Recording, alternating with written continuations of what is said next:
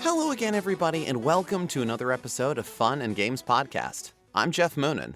And I'm Matt A.K. Stormageddon. And you're listening to episode 173. And I'm really excited that you're listening to this episode, and I really want to tell you what's going to happen, but I think it's better if you go in not knowing and just letting what happens surprise you. And that can be nice for a lot of things, but that can be a really difficult stance to take when you're recommending a video game to somebody, especially given how many games are out there. But it feels like more and more we're running into those sorts of games. And why is that? And how can we keep the conversation going is, I guess, why we're talking about it. Yeah, this was inspired by a few things. It was inspired by my recent finishing of Immortality, and I did a short review on our YouTube channel that's also on my TikTok of me basically saying, go play this game. I can literally tell you nothing about it. You should just play it.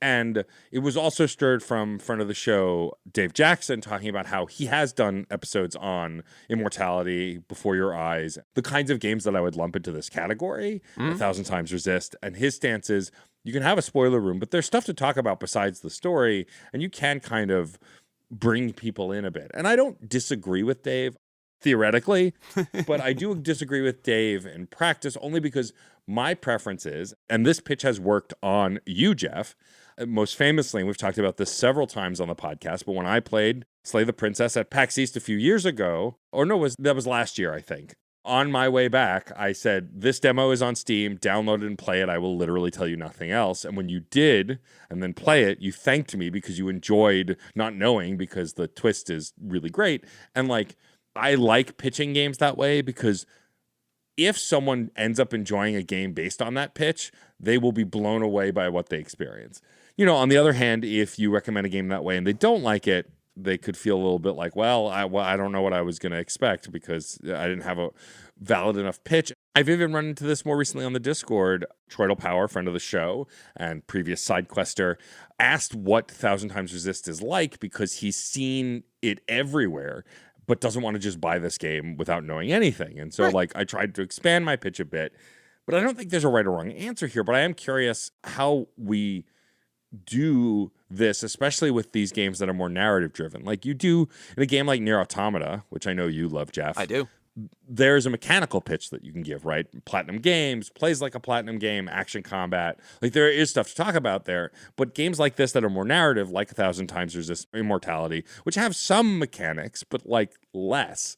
It's not full combat or that kind of thing.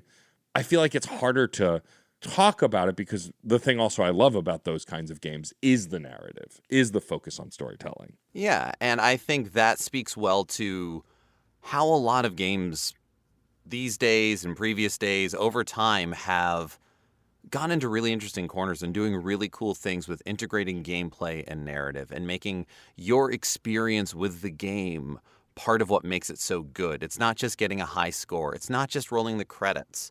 It's how it makes you feel while you're playing, the triumphs of overcoming mechanical challenges, the emotional highs and lows of what goes on with characters. Sarah is currently playing Sea of Stars because our physical copy from Kickstarter arrived, and that was what she was waiting for. And so she's getting all of the highs and lows that I have already gotten.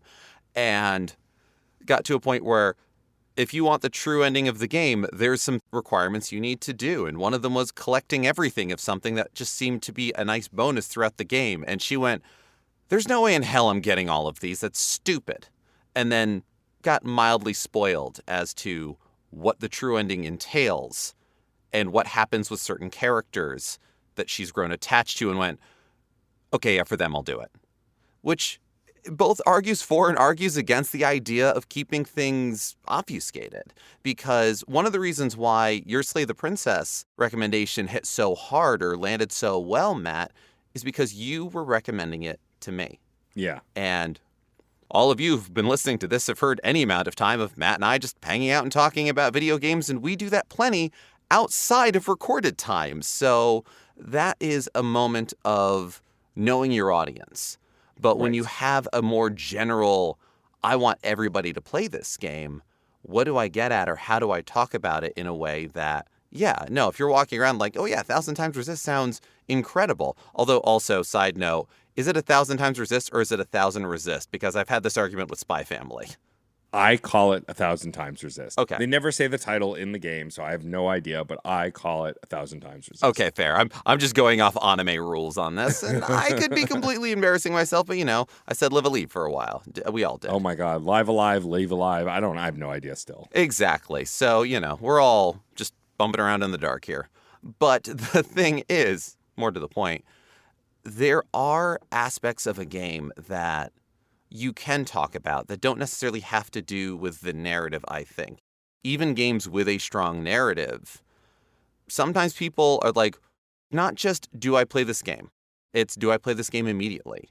It's when do I put this into my queue? We've talked before about kind of having a varied gaming diet. And after you finish a long, grind-heavy, tens of hours RPG experience, or you've thrown so much of your life into an online shooter game and you just need something different, something light, knowing that this game is only going to take you 5 hours to complete.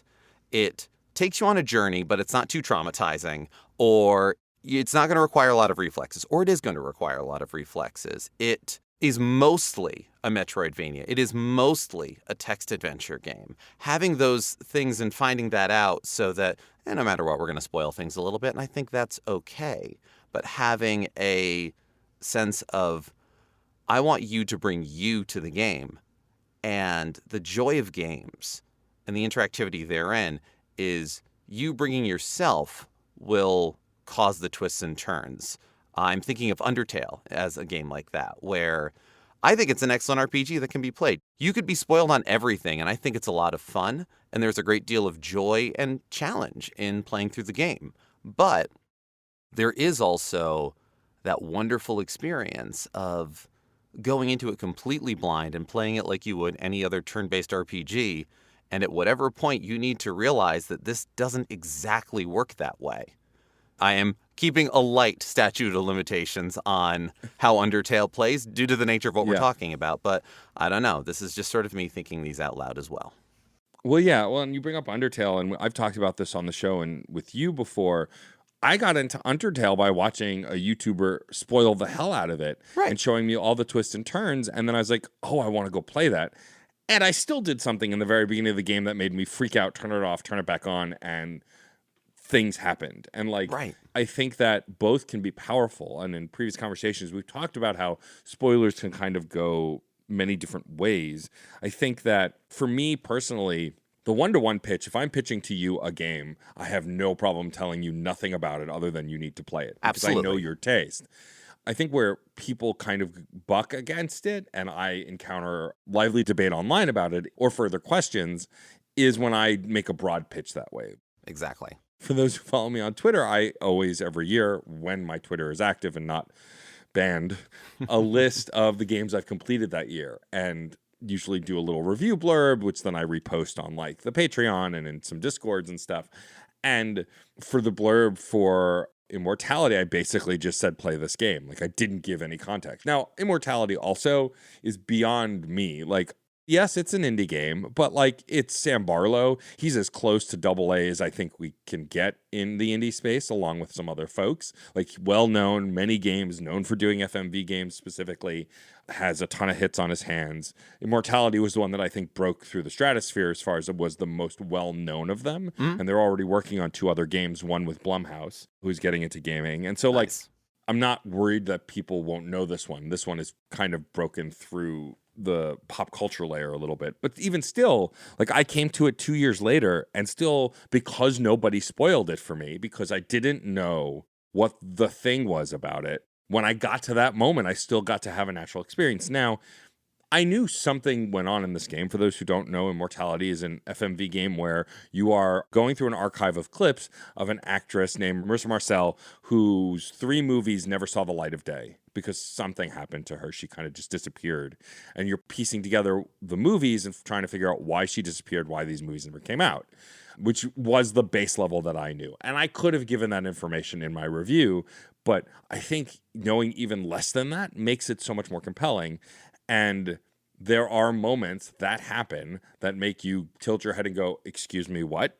And I knew that too. I knew there was something. Like, it's not just a game about learning about this actress. There's obviously more to it. And so I knew that was there, but because I didn't know what it was and I didn't know that much about it, when I got to that moment, I got to have that freak out on Twitter that then a bunch of my friends DM'd me and went, you found this or that. And like, I got to talk about it even on by the time you hear this, a not so recent episode of the Game Informer show, because Marcus, who's over there, has played Immortality and loves Immortality. And so, like, I don't think there's anything wrong with giving some plot synopsis or kind of diving in. And obviously, if Geoff and I were to do an episode on one of those games, or if I were to do a side quest on one of those games, I would absolutely describe it and give some of the basic plot summary without getting into spoiler territory. But also, to me, if someone told me more about Immortality than I already knew, I might have been disappointed. Whereas with Undertale, knowing the whole shebang, I wasn't disappointed at all. I think there's not really a logic to follow here for me. It's more preference, and it depends on the game. I think for me, I'm more vigilant about it with narrative games because the mechanics are fun, but I'm not playing this game for the mechanics. I'm playing the game for the narrative. I like the mechanics. They were simple, jumping from clip to clip, viewing stuff, but I that's not what drove me to want to play this game. It was a thing about an actress, and there was more to it, and that kind of thing. Right. And I think that does come close to hitting the nail on the head if there is a single nail to hit, where it becomes about what is driving you to play the game. Undertale is a delightful and fun turn-based RPG. Not everybody will replay turn-based RPGs, but sometimes if you have a favorite, you will go back and replay it. Whereas certain narrative games, I don't think it's quite the same thing as the thrill is gone, so you can never go back. Although I imagine for some games that is a possibility. It is with books, with movies, with TV shows. Once you know, okay, cool, the seal is broken and you can't put it back. Right. Yeah, there are certain gameplay loops that aren't quite as evergreen, I suppose. And so that is something to consider with the scale of the game. If you were asking me to invest 5 minutes, 5 hours into a game, I'm far more likely to go, yeah, okay, you know what, blinders on, buckle up, let's ride. If it's, hey, there's this really great 30-hour game that, like, just go in blind, you're going to love it, I'm going to want a little more of a pitch than that. I think of kind of on the pinnacle of the former, of this is quick, this is low investment, this is whatever, there is an interactive fiction game from 2000 called 905 that was written by Adam Kadra. 905, really, it's a text adventure interactive fiction game. You are awoken by a phone ringing at 9:05 in the morning, and you just kind of go from there. The gameplay loop really doesn't last all of that long. What you discover and what you find, well, that's what a text adventure game is. And I'm happy to say it's a text adventure game. That's easy enough to say, so there's no timer on it. There's no, you have to figure this out. Yeah, 9:05, you might be able to piece together, you're probably running late for something, or there is a time factor involved, whatever it might be. But that doesn't affect you. You make the decisions and play the game. And there are some fun twists and turns that can be taken because it plays with the medium. And a lot of the times in these sorts of games where the narrative or the experience of it is something that you want to keep fresh, or you want to allow the person you're recommending it to experience for themselves and unfurl it and engage with it in a pure sense, I guess, is often because they're playing with the medium. It is often because they're playing with genre expectations or expectations of gamer instincts. I know I've talked about that a bunch on other episodes and have kind of lightly touched on it, but for me, those are some of my favorite of these kinds of experiences. When it's, oh, those are Goombas, I'm going to stomp on those Goombas' heads. Well, that's going to come back to bite me in the butt one day. But you want those moments, and the ones that certainly, Matt, you and I keep a little more under wraps, hush, hush, no, just play the game. They're usually not super long games as well. No, I'm glad that you brought up the time factor, because I think the poster child for this game is Before Your Eyes, a game that I can't even take credit for pitching. Friend of the show, Kenneth Shepard, literally got most of the folks in our group chat to play it by going, it's an hour and a half, play it. Yeah. It'll change your life, play it. For those who don't know, Before Your Eyes is a game that you can play now on mobile, but it originally came out on PC and requires your webcam. And it's a story that time progresses in the game when you blink. The longer you don't blink, the more of the story you see. And the basic pitch is you are someone who is suddenly finds themselves in the afterlife, and you're going to like relive your important moments of your life so they can get a sense of who you were. And so you're learning along with the characters in the game. And every time you blink, the story moves on. Now, there are some things that, like, if there's something required for you to know, there are things that you can't blink through right away. They tell you when blinking will affect the momentum. But, like, I didn't even know that when I played it. I think I knew the base mechanics that I needed to blink to progress the story, but I don't even know that I knew the afterlife part. But like, it's still one of those games that me telling you what I've told you now, you still don't even have a fraction of why this game is so good, and it takes so little time. But I am more confident to give the pitch, go play it, you'll thank me. And I've done it several times in several Discords, and every time they come back going, oh my God, Matt, that game was incredible, because I know it's so short. And whether they're going to love it or hate it, the investment is an hour and a half, 2 hours if you really take your time or are good at holding your eyes open. But like, it's one of those games in the same way that, like, I have a friend who responded to one of my posts on my Facebook page about 1,000 Times Resist and was like, oh, you know, this sounds like a game I could really get into, but I don't have a ton of time. How long is it? And I mentioned it's 11 hours, just under 11 hours is what it took me. And he went, oh, that's perfect. That's super short. I'll jump into it in August. Whereas to someone else, someone might go, oh, 11 hours is a long time. I don't have time for that, which is legit. And I think that making the, you know, again, I was able to recommend Immortality the way I did because it took me like 6 or 6.5 hours to finish it. Took most folks like closer to 11 hours. And I think I just I started clip jumping at one point. So like, you know, I wasn't watching all of the clips. And so I got to the end a little faster. With that said, I want to go back and I didn't find all of the clips from all of these films and interviews and other things. And so there's still more to see. But yeah, recommending an RPG. Like Sea of Stars has a great final ending, true ending. Yes. The regular ending, not so much, but it was designed for you to get the true ending. They don't anticipate people stopping at the quote unquote first ending. It wasn't built that way, right? Mm-hmm. It's playing on retro tropes. But I would have a hard time recommending Sea of Stars without giving some kind of pitch because it's on the longer side. I love that game. Mm-hmm. I think it's great. Same with like Chrono Trigger. Some of my favorite RPGs, I feel like I would be almost required to give more information. Whereas a lot of these games that we've listed today and others, Slay the Princess is another one. Like, Slay the Princess isn't a particularly short game. It actually could take, I think, up to 10 hours to really get through the meat of the game. But the first loop, mechanic, gameplay thing, the first mission, let's call it, you get through that pretty quick. And it kind of shows its hand within that first mission, which maybe takes an hour or less.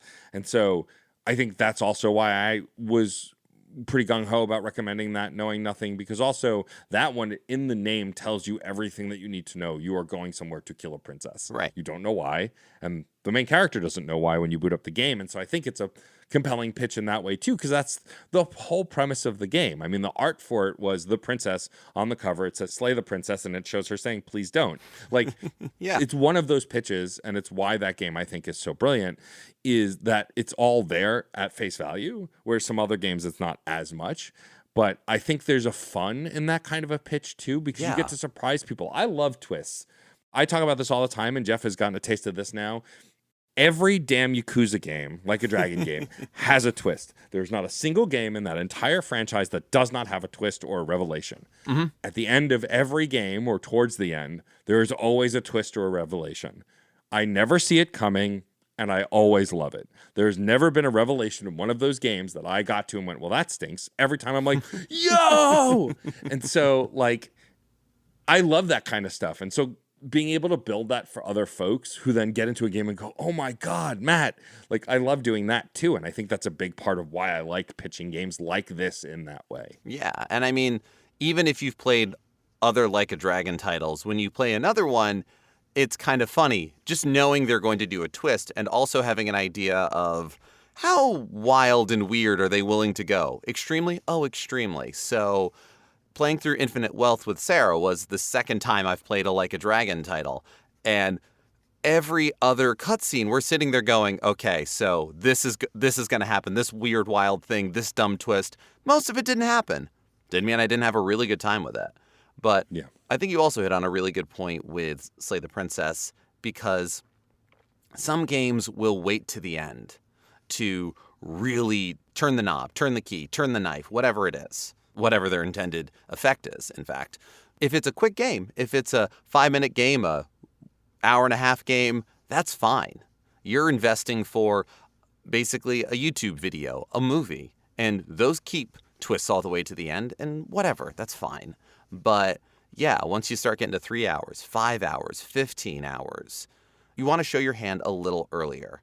You want to have that thing of, oh, this is how it's different. And just because that piece has already been revealed doesn't mean they're done with you. And I enjoy that. And so that is the jumping on point. Those sorts of games where it's, look, you don't have to play the whole game if you don't want to. If you get to this point, if you play it for an hour and it hasn't caught you, that's okay.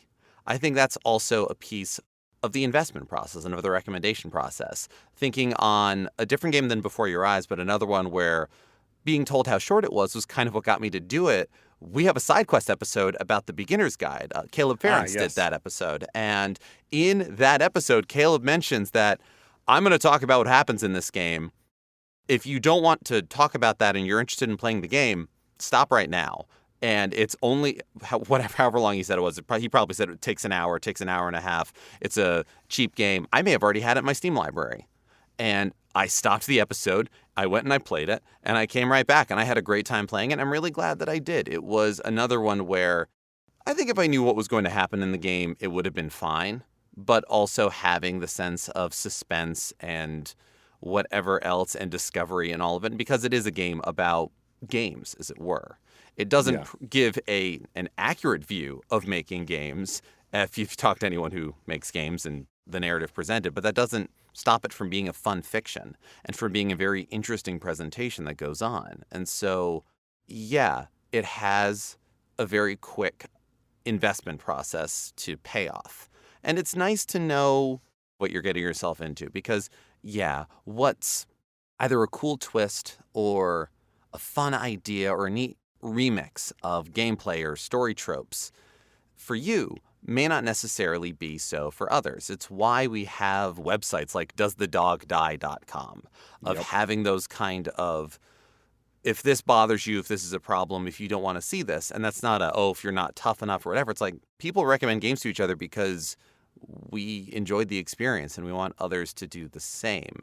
And so it's interesting to look at what aspects we can feel safe revealing and should feel safe revealing for the sake of that nice balance of you're going to go in surprised. Just because I've asked if this is a problem for you doesn't mean you know the whole story, is kind of the needle worth threading, I suppose. Yeah, I mean, I'm glad you brought up the Beginner's Guide too, because I remember when Caleb submitted that, he was like, so Matt, I'm going to spoil this if you played it. I said, no. He's like, okay, well, I edited it. You just have to put in the music. You don't have to spoil yourself, which I didn't and was grateful for. And so many years later, earlier this year to be specific, I ended up going to Jacob Geller's incredible channel on Nebula and watching some old videos. And one of the old videos was about certain things and then led to spoiling the Beginner's Guide to like prove his thesis. And I went, oh, I still haven't played that. And I remember us chatting about it. I was like, well, it's only a couple hours long. And I still want to watch this video. It's a Saturday or whatever day it was. Yeah. Like, I have time. I'll go play it. And so I did what you did. I went and played it and then watched the rest of Jacob's video. And it was totally worth it. And like, it's funny, from the same developer, I've never played Stanley Parable. I know that the narrator narrates what you're doing and that eventually you want to break from what the narrator is talking about to push it and see what happens. But I don't know what happens. I just know the shtick, as it were. And I think if I did know how the Stanley Parable ended, I probably would still want to play it. But the fact that I don't, I think, makes me want to play it more because I want to see what happens. And I think that there's no right way to go about this. I think the reason we're going to get a little introspective, I think the reason I like recommending games like this is because I like to be recommended games like this, right? Mm-hmm. Like I wasn't going to play 1,000 Times Resist right away, but I knew Dave was coming out with an episode with Michael Hyam, who I adore, because Michael was really high on it and wrote IGN's review for it. And so I was like, all right, well, I want to listen to this episode. And I started listening. I got like 20 minutes in and I went, I really don't want to know more. I really want to play this. And so on the Steam Summer Sale, I bought it with a bunch of other stuff. And I'm so glad I did because for me, it made the experience more enriching that once I played it and seen the narrative, I can then really dive in. Even though Dave does spoiler walls, like I didn't even want to know the basic mechanics. I didn't even want to know the basic pitch for the game. I wanted to experience it. And the way that game opens there is some shock value to the opening of the game if you don't know it. Mhm. It's in like all the screenshots and like it's in the, I think, description, like the basic premise of like what happens in the opening. But I think even still for me, not really knowing that added to the impact. Whereas it would be ludicrous to recommend a game like Baldur's Gate 3 specifically and say, just play it. I can't tell you anything about the plot. You're going to love it. Because that game is like endlessly branching and endlessly long. And I think that in that case, it does a disservice to the game. Yeah. You know, and I think also sometimes that kind of pitch might turn you off to a game. Again, I think a lot of this topic comes from personal preference, but I know it's not just me. I know there is a sect of the gaming community that really likes this. Oh, you're not going to believe what happens, man. You got to just go play it. And I think that I lean into that because, again, I like being surprised. I don't sit here during a Doctor Who episode and go, oh, you know what's probably going to happen? The Doctor's going to do this, and this is going to be the true villain, and then they're probably going to, like, do this. Like, I don't do any of that. I sit there like a child watching the Doctor be awesome, and then I'm just on the ride. And I like just being on the ride, which I think is part of it, is, like, I like to theorize. I'm a game theorist at heart. I've loved those channels and their spinoffs, but I think I'm more like exploring the theories after playing the thing than like theorizing as I'm playing the thing or theorizing before I do the thing. I much rather let the game tell me what it's going to tell me, and then if I'm still not sure, then deep dive into theories, you know.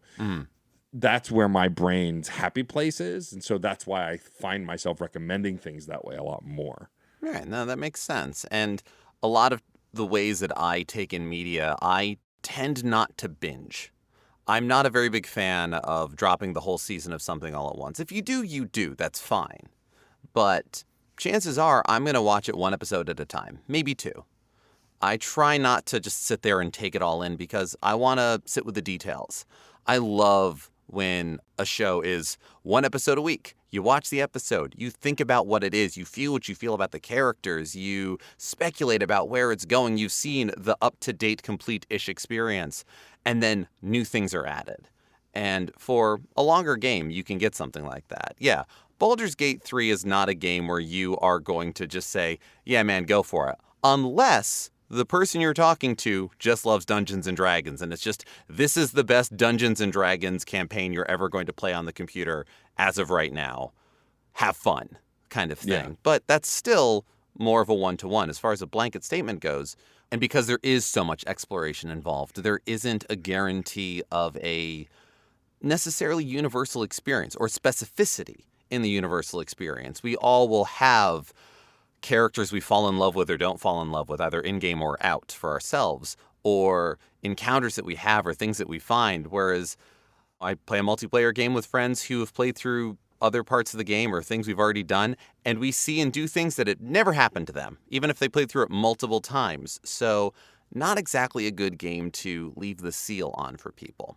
Whereas something like Stanley Parable, the point of the game, it is a short loop with a very deep well of exploration and interaction. The point is finding all of the weird corners and taking your gamer instincts to, you know, Matt, taking what you know of the game so far and going, will the narrator talk about this? Or what happens if I do this kind of idea? And pushes back on that. And if that's something that one is interested, then yeah, play Stanley Parable. I think a lot of people should play Stanley Parable. I don't think everybody should complete it, but I think everybody should give it a try. And it's one of those, and I'm happy saying it is about Stanley, it is about a narrator, and it is about the interactions therein. And I have a lot of fun with that. On that more specific experience of things, knowing what folks are into or not into, there was the game 12 Minutes that came out a while back. That was something that a lot of people were talking about. A lot of people were excited about because of the actors that they had playing the characters, about the people that they had on the team, about what was going on. And the story of it felt like a really spaced out Sam Shepard play. And I don't know, the content matter of it was not something I liked or enjoyed. The gameplay was okay, and the narrative didn't make me angry. It did kind of upset me. It disappointed me. It made me sad, and not in a cathartic way, just in a deflating way. it absolutely is the sort of game that you would recommend as a no, go in blind. You're not going to believe what you find. There's nothing wrong with any one piece of it, but the execution and not being able to have that warning for some people is a problem, I think. Yeah, I mean, I think that that's a good example, and I would have brought that one up too, of the internet giving that pitch, me playing it and being horribly disappointed. You're right. It's the exact same kind of game. The fact that it had Willem Dafoe, Daisy Ridley, and James McAvoy was a huge selling point. It had been in development for a long time. Yeah. And it was a small-scale game. Basically, was intended to be an indie game that came out after short development time, but just kept getting bigger and bigger and bigger.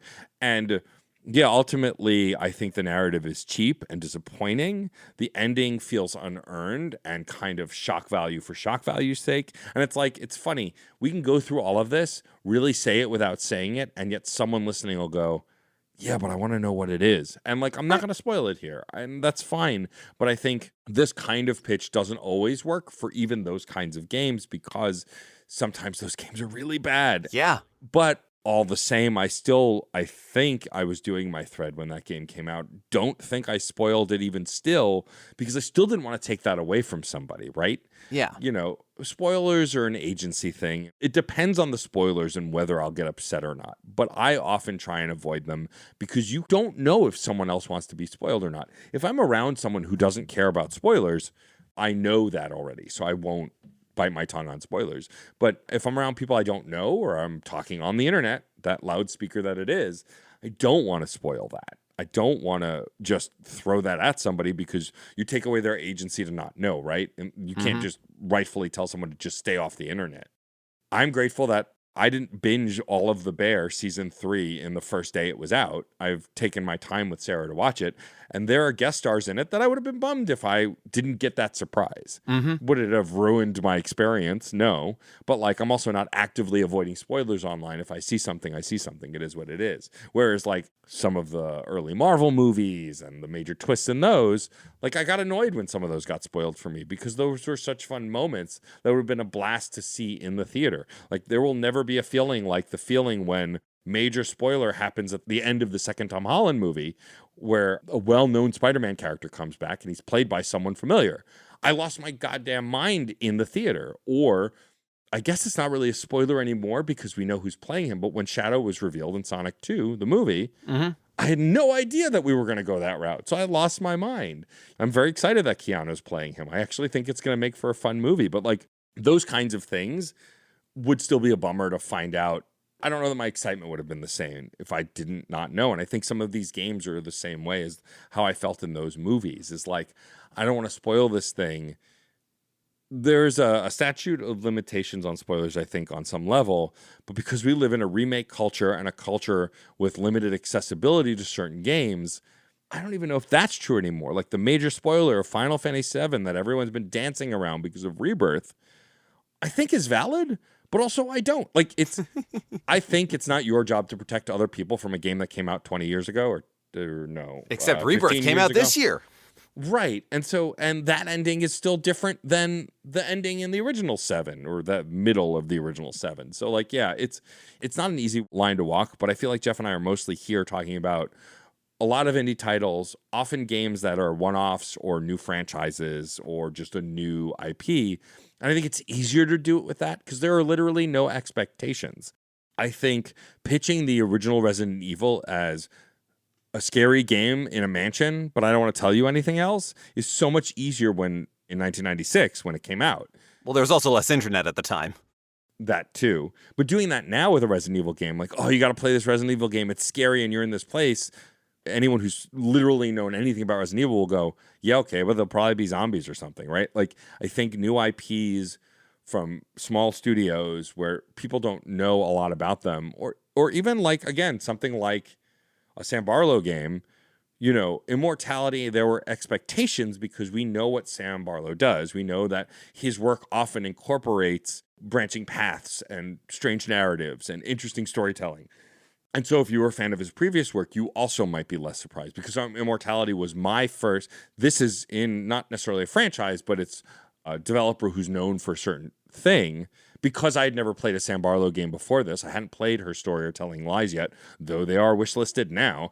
Right. I didn't have that context, so Immortality also hit much harder because I wasn't going as a Sam Barlow fan, which I am now, absolutely 110%. I'm a Sam Barlow and Manon Gage fan because she was phenomenal in that game that has to do with films. Anyway. In those films she was in that game. Right. I think, again, that kind of impact also you can't even really orchestrate. You can only hope for yourself. But I do try and orchestrate a little bit when making recommendations. There are more plain recommendations as well. When you recommended Shovel Knight to me all those years ago, you pretty much said, I know you like Mega Man and DuckTales, play this game. I know you're going to love it. And you were right. You were so right that I returned it like several days later and said, I don't want to play it. I want to buy it and play it myself. Yep. And I did. I think this comes down to the core of recommendations being important to me, not only because I like recommending, the euphoria I get from someone liking the recommendation is like a thing that I can't even describe. And also, there's nothing else like it, right? I get this a lot with music too, recommending a band and going, you're going to love this. I've done this with you with certain nerdcore rap from over the years, especially independent artists. And when you come back to me and go, oh man, I really dug this. This was great. Like, it makes me feel good. And it's like, connection. Exactly. It's a connection. And also, because we're friends and we've been friends for so long, it's like a building of our friendship. It's just additive to the relationship we already have. Right. And that's important too, and means a lot to me because you mean a lot to me. And so recommending things to you, I'm never going to recommend something to you and go, yeah, it was fine, but you should play it. Unless I play something like, Stranger of Paradise, Final Fantasy Origin, which is just bizarre, but I would recommend it because it's bizarre. And is it good? Hard to say at this point. I've only played a few hours, but I would recommend it just based on what I've seen because Jack is probably one of the most ridiculous video game characters I've ever encountered. And I've played all the Bayonetta games and Devil May Cry games. So that's saying something. Right. And I think that's a lot of what this comes from too, is recommendation styles and how you choose to recommend games is based on your relationship to the person you're recommending it to, and also why you're giving the recommendation or how impactful the game was before you give your recommendation. And I think some of this too comes down to, honestly, I was thinking of the word before you said it, and then you used it plenty, expectation. Expectation and execution are really the two big ones here. I think you can get away with saying very little about a game that you want to have unspoiled if it plays with expectations in the right way. You can say very minimal. If it plays with genre conventions and you can say it's mostly this, then there's plenty to discover in that. Inscription is a game it's a card game. It's a deck building game. And you get the vibes of it pretty quickly. It's a Daniel Mullen game as well. And it was my first Daniel Mullen game. I didn't play The Hex. I didn't play Pony Island before I started playing Inscription. So this was all very new to me, much like you with Immortality and Sam Barlow. So there is still that kind of experience, but being able to say it is a very meta and exploratory deck building game that isn't just about the game, but it is the game, tells you plenty and does not set you up for some of the twists and turns that the game takes. To recommend Doki Doki Literature Club and say it's a visual novel game and it's a horror game, I think a little bit statute of limitations, and a little bit of, I feel that is the best and safest recommendation to make to somebody about that game, where it isn't exactly what it appears to be, but that's okay, and that's part of what it is, and how you explore that and go with it. And a horror game is definitely a genre where you can talk to somebody and go, how do you feel about horror games? Okay, here you go. Or a sort of, well, I like horror games, but I don't like X and Y, or I don't, Sarah will try out some horror games. If there is particular kinds of body horror, she will not play it. And it doesn't matter how cool it is, how whatever else, like, no. Medical horror, things like that, that is the opposite of her jam. I honestly almost spoiled the idea of needing to get the true ending for Sea of Stars for her, because I remember how she felt when we played Final Fantasy VI together, and I didn't disabuse her of the notion that the floating continent was the end of the game. She didn't know about the World of Ruin. Part of it was the fact that it went from a nice, cool, linear, fun, turn-based RPG to a more open world, more open facet. And she went, I don't know, they're not doing a great job of telling me where to go. and I'm feeling a little overwhelmed, and I'm just going to start other things kind of idea. But because of that feeling, I'm like, she's gunning for credits, and she's like, I think I'm going to be at the credits soon, so I'm almost done with the game. I might need to bring another game with me for a long train ride we're about to take, and I'm just wanting to go, no, I think you're going to be fine. Don't ask me why. You're going to be fine. But needing to have those recommendations, but it is something where, I need to get all of that thing. Okay, yeah, no, for what the ending is, I'm absolutely going to get that. Talking about the Marvel movies, some of those films, the twists have come and gone. And some of those movies I will go back and rewatch and relish because they were just well executed. But also, a lot of Marvel television has kind of taken on the reputation, sometimes justifiably, sometimes unfairly, that when people guess the twist, they're going to say, screw you, and change the twist at the last minute. And not just Marvel, but a lot of television right now has that reputation of, how dare you pay attention to the details and guess where the twist is coming? We're going to change it just to screw with you. No, those games where, yeah, when you've played it and the twist happens, and you go, was the evidence always there? And you start playing again, and yes, it was. Yeah. Well, that's just good execution. You got through Immortality as quickly as you did, but like you said, you're still interested in going back and seeing all of the facets and details. And that's a fun piece of gaming. Recent episode when we were talking about when we're done with a game or the post-credits things, I think I said something along the lines of going back after the credits is almost getting the behind the scenes, but it was also part of the world. You get to have that. You get to do that. And getting to go, where was the evidence? Well, it was right there. You just needed to turn around, or you just needed to, Tunic style. You could always do the moves. You just needed to find the pages. Well, then we found the pages.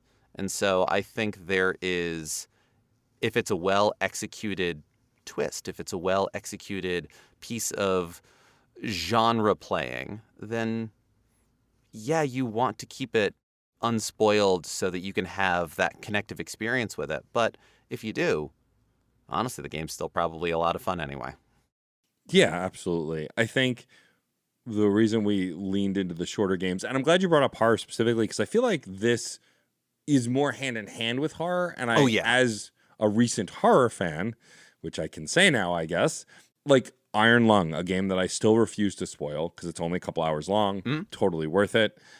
I knew going into that it was scary. It's scary because you're locked in an iron box under the water with no windows, taking photos of weird things under the water. And you have to go on this course. You have a map. It's very analog. It was great. But still, I said then, and it still holds now, one of the greatest gaming experiences I've had because of expectation versus reality and how they met. But I think ultimately a lot of this comes down to personal preference, as we've said before, and knowing your audience. And I think it's fun when people get to experience that new together, talking about TV and movies. I think part of the reason spoilers are so sacred now, especially because the internet is so widespread, is because it's a communal moment to experience that thing together.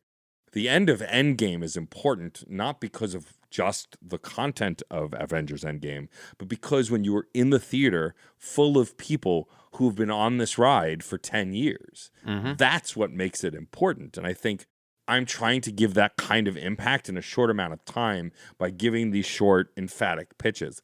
Also, look, I don't claim to always be right about what's good and what's bad. Some folks might argue with me that my taste is questionable, depending on the game I'm posting about. But that said, when a game really hits me artistically, and I know my audience, because ultimately that's what Twitter or any social media is it's predominantly your friends, or it's your community. That's your community and your audience, and you know what they'll like.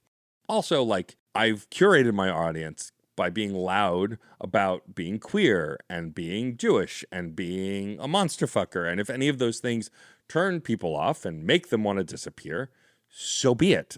They're not part of that community, and that's fine.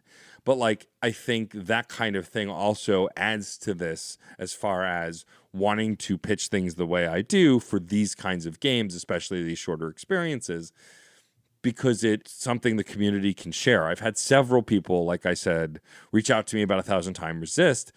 Is it possible that someone I know won't like that game? Absolutely. There are triggering things in it. Immortality on the home screen has like a content warning that you can read so you know what's in the game. Yeah. things like that are important. But also, if someone is worried about content warnings and they ask, I'll tell them, right? But also, again, when recommending to friends, I know a lot of my friends' trauma. I don't know all of their trauma. I don't know everything about my friends. Nor should you. Right. But with close friends, you tend to have an idea of the kinds of things that are a no-go. And so you can have those kinds of conversations too. I think broader, more narrowed recommendations are for folks that like you're throwing something at the wall to see what sticks. But I think it adds to these games. I mean, I have a friend who loves all kinds of like open world RPGs, is a big fan of Horizon in particular, and they're also arachnophobic. And yeah. My God, do big fantasy games like making big spiders? And so when making recommendations to that friend, I always go, big spider? Yes, no. Yeah. Oh, I mean, Cam Hawkins, friend of the show and side quester, also has that same phobia. And whenever we're jumping into a new fantasy game, always asks that question because he's run into it so many times. There are games that he knows he'd love that like he can't play because he knows what's in it. And there are games that I played that I asked him how the hell he played it because I don't understand how he encountered certain things and didn't freak out. But like, yeah, those things are true too. And I think we're never going to always know what people do and don't want to see in games, which I think is why when giving a recommendation, I think as long as it's in your style and it comes from a truthful place, even if you don't like a thing, that's always going to be the best kind of recommendation because honesty in recommendations is what draws people to those recommendations. Same with writing reviews, right? You know, I have reviewers I like because I like their writing style and I know where our tastes align. And so if they don't like something, that might mean I do like something or vice versa, you know, that kind of thing too. And I think that's all incorporated. And as we are podcasters who've been doing this for quite some time, I like to think that folks who come to me for recommendations kind of an idea of the kinds of things I like. And while I'm always trying to expand my palette, I have things that I prefer. And so if I recommend that kind of thing, they can take with a grain of salt. Hey, this Metroidvania is great. You should play it. Well, Matt likes a lot of Metroidvanias, so I don't know. Maybe I'll still give it a try, right? That kind of thing I think takes into play too, and is why I brought the more personal side of it up with you, Geoff, because that's the kind of, not everyone has large social media presences, and honestly, you shouldn't because it's terrible, because social media is a trash fire, but that said, as a marketing whore, if you have a smaller audience that you know really well, that's important too, whether it's just a group of friends or whatever. It doesn't always have to be on the larger scale like we were talking about. Oh, yeah. You know, Discord servers amongst friends and group chats are great for either I have laser focused this game for you or this game is trash, you need to play it. Those kinds of recommendations are not the bullhorn platform, everyone must play it, but it is a you need to play it kind of thing. Those are important. And yeah, no, I'm also somebody that if somebody's asking about a game, they know my taste. They know my take on things. And I also tend to recommend things in a way of, if you're into this, you might like this. I like to find the connection points, even if it's not for me, but it does a good job of this. Well, yeah, you would love that kind of thing, sort of idea. It feels like there's a lot of games that have, in the indie space and beyond, have that, you know, don't spoil anything, don't whatever else about it. And I'm glad we've taken a little time to talk about why that might be and a bunch of ways to navigate it, because it's going to keep happening. There's going to keep being new experiences by the nature of causality and time moving forward. And so, like always, this isn't a guide to what to do. It's just organizing our thoughts and sparking some new ones, I suppose. Yeah, and I mean, a lot of you here follow me in those various places that I post these reviews, since I tend to plaster them everywhere at this point just to see what sticks. But if you haven't liked a review or saw me talk about a game and you wish I just talked about it more or was more descriptive about this or whatever, let us know. Write us. Or if you write reviews, first of all, if you are writing for publications and you write longer form reviews versus anyone who's just writing their thoughts in a Discord server, it's all valid. Share your thoughts on like what you look for when recommending a thing, how you like to recommend things, because I think we can always learn from each other, if nothing else. Even if it doesn't change our process, it shows us that there are other processes out there, and I think that's just as valid and important. Absolutely. There are a lot of ways to go about this, and whether you write for a big publication or you're just recommending to friends, how do you like to recommend these games? Do you find it's fine to just say mechanically what the game is and leave it alone, or do you want to give little warnings, little bits of teasers? Do you like to entice, or do you like to throw up the curtain and say the show starts in 5 minutes kind of thing about it. Because there's an infinite number of ways to go about it, and I think they suit different people in terms of recommender and recommendee. We're just two people who like video games and love talking about it and love that you're here listening to it. But we want to know other perspectives, other ways. Please let us know. Get in touch with us. Reach out. There's so many great ways to do so. We are Fun and Games Pod on any social media that we are currently active on. And as of this episode, that is Twitter, Instagram, Blue Sky, TikTok, and Tumblr. You can email us at funandgamespod@gmail.com. Let us know what you thought of this episode, what you thought of previous episodes, what you'd like us to talk about, who you'd like us to talk with in future episodes.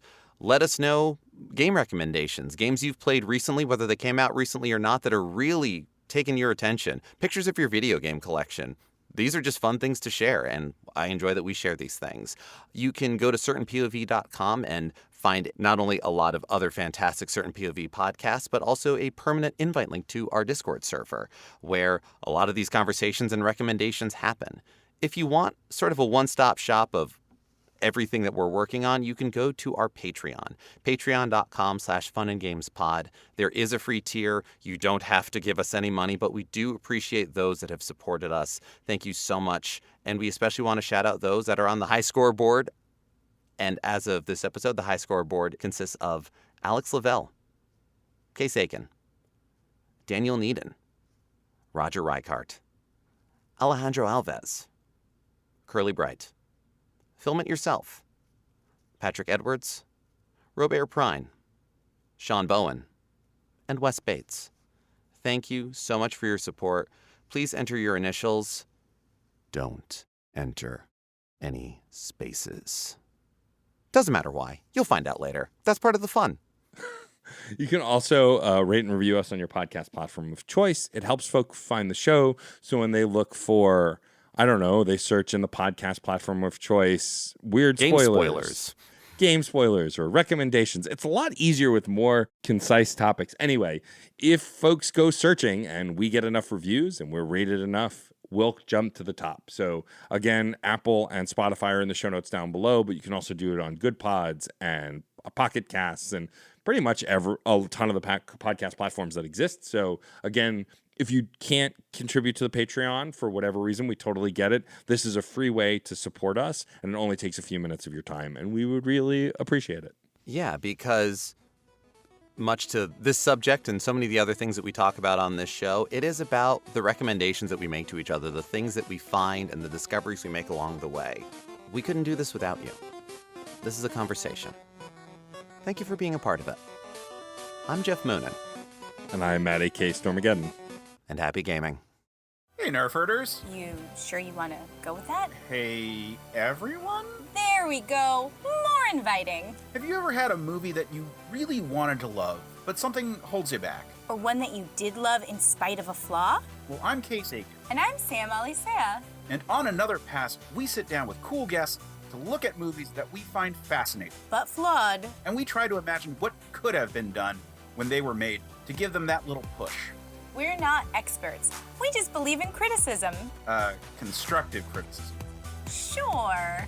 So come take another pass at some movies with us. And every now and then, we can celebrate movies that did it on their own, too. You can find us at certainpov.com or wherever you get your podcasts. Pass it on.